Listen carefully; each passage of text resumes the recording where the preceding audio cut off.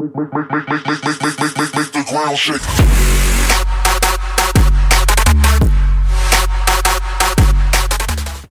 What's up everyone, in this video I'm going to be taking a look at 3 tanks, 2 that you will have never seen before and 1 that I've done a video on, and I'll show in more detail the stats and stuff. So the tanks I'm talking about are the BTSV,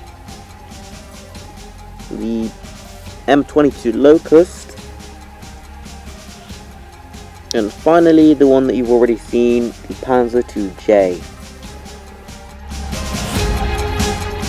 So before we go into looking into the tanks, I should probably say that just like with the Panzer II-J, you shouldn't expect the BTSV and the M22 Locust to either be sold or given out in contests. So they'll probably be given out in special events, but I could be wrong, but that's what you should expect. Right, so let's kick this video off by starting to look at the BTSV. So this is a tier 3 tank and is also as rare as the Panzer II-J.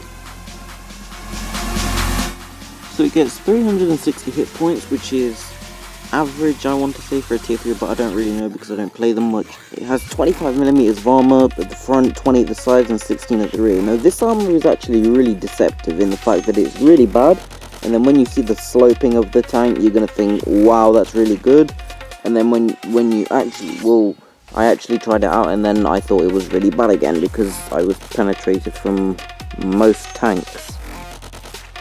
So just taking a look at the BTSV in Armor Inspector, you can see the effective angle, even with the sloping, is 50mm, and most tier 3 guns have more than 50mm of penetration and will have no problems going through this when looking at it straight on.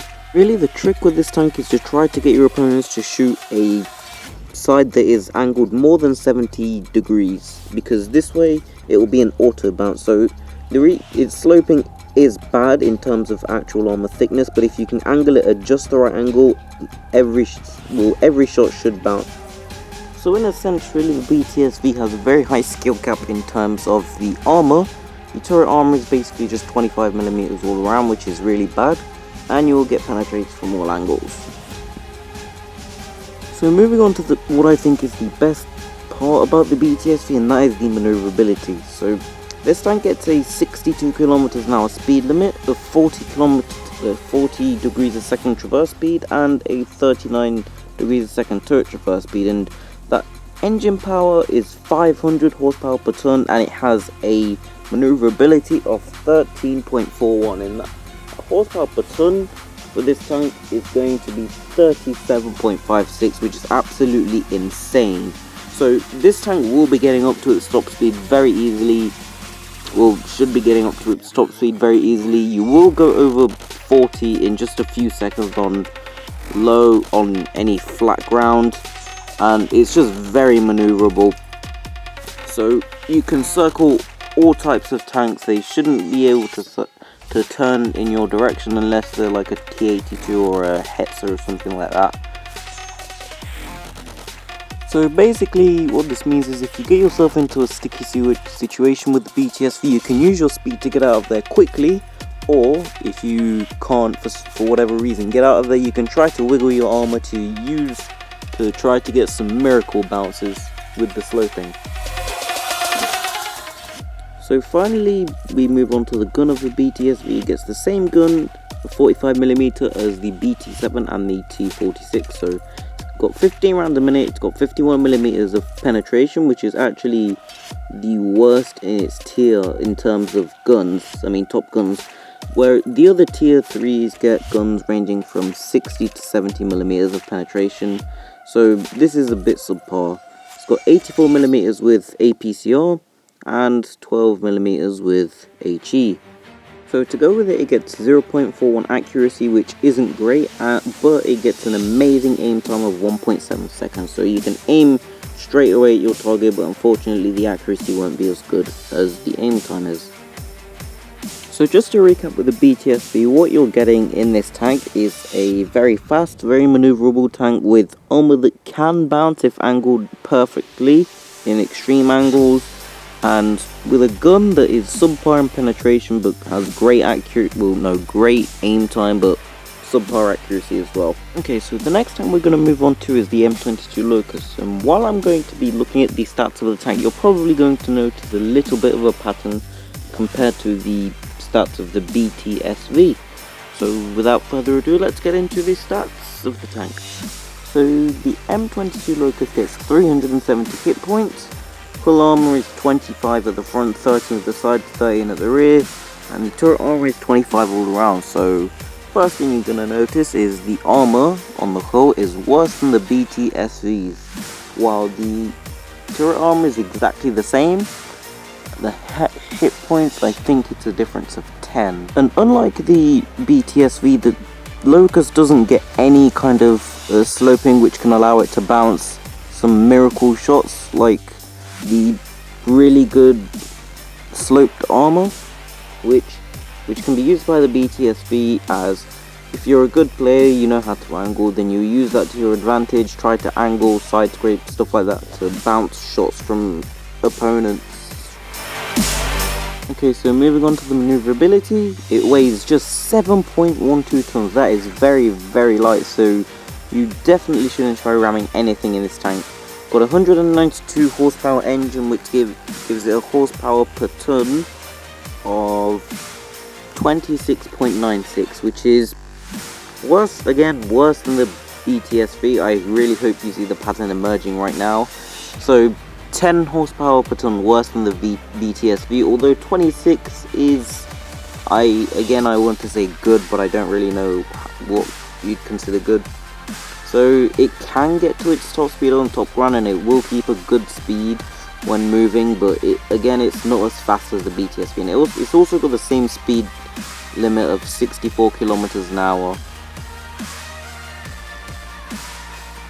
The traverse speed on this tank is 40 degrees a second, which is the exact same as the BTSV, and the turret traverse speed is 40 seconds, and oh my god, that's actually better than the BTSV, hooray! And it's only by 1 degree, but still better.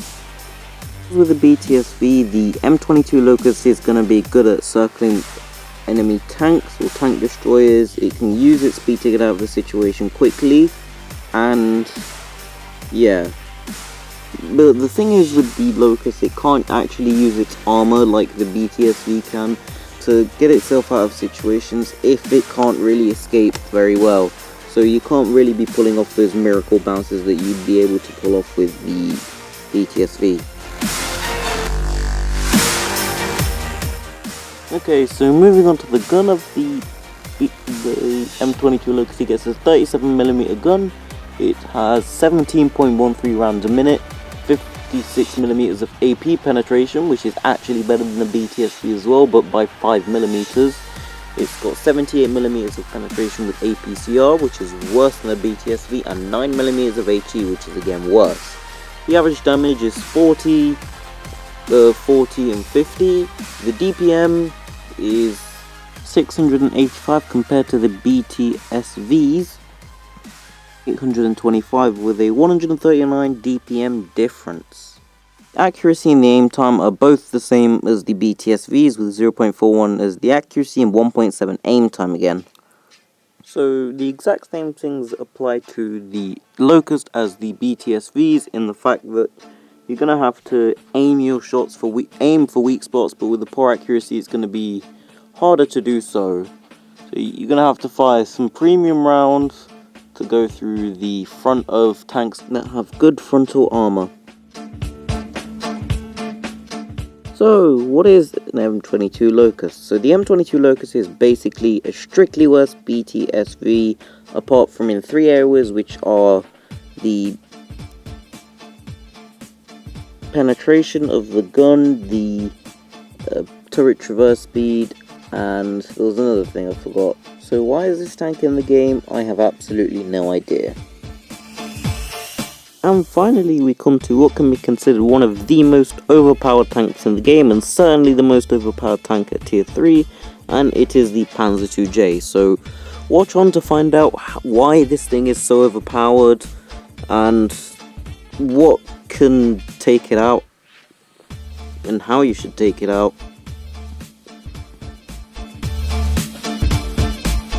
So right now you must be asking what makes the Panzer IIJ so overpowered, and let's show you. So it's the armor.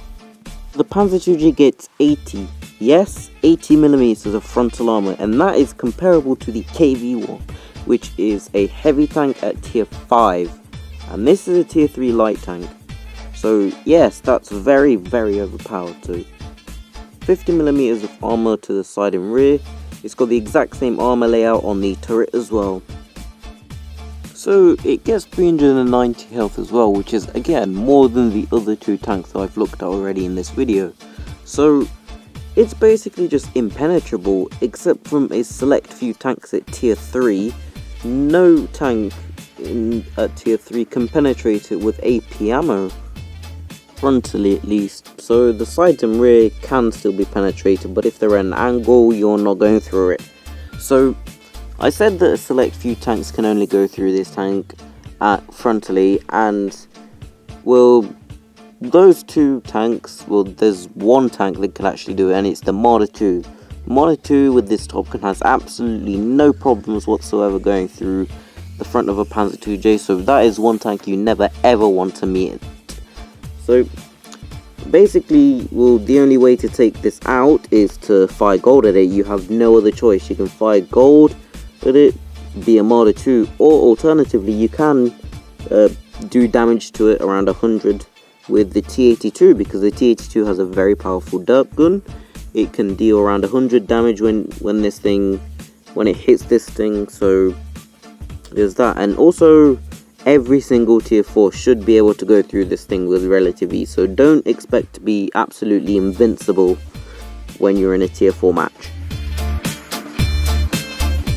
So even though the Panzer IIJ has great armor, its maneuverability and the gun are terrible. So 18.09 tons, and it's got a 160 horsepower engine to back it up, and that gives it horsepower of 8.84, and that is absolutely abysmal.